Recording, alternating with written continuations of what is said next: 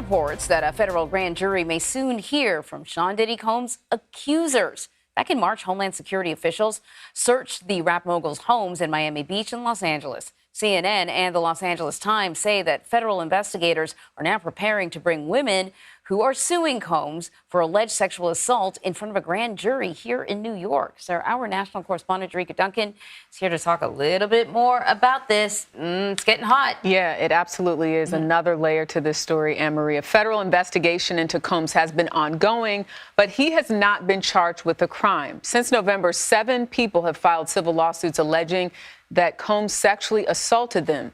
Well, now their potential testimony could help the government bring a criminal case.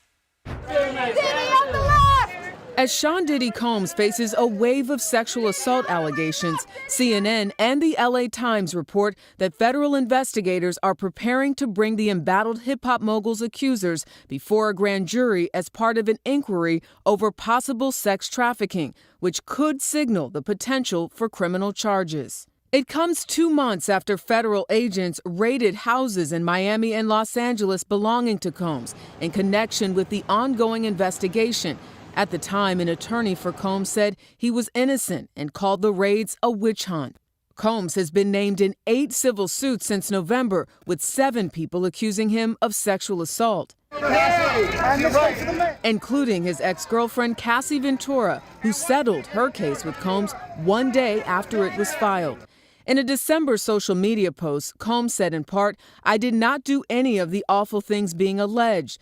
But earlier this month, after CNN obtained graphic footage that shows Combs punching and kicking Ventura in 2016, he released an apology.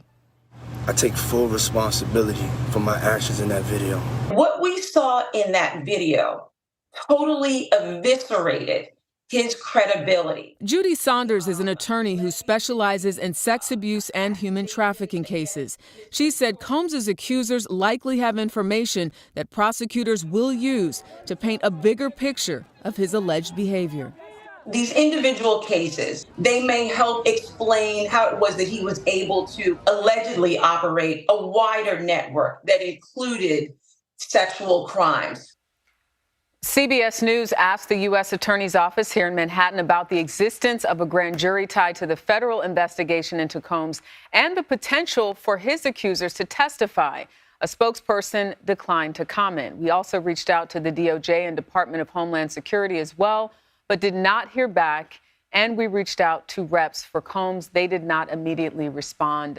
In situations like this, obviously, we expect to hear more and know more specifically when the federal investigators are ready to put forward that information, be it a press release or some type of announcement.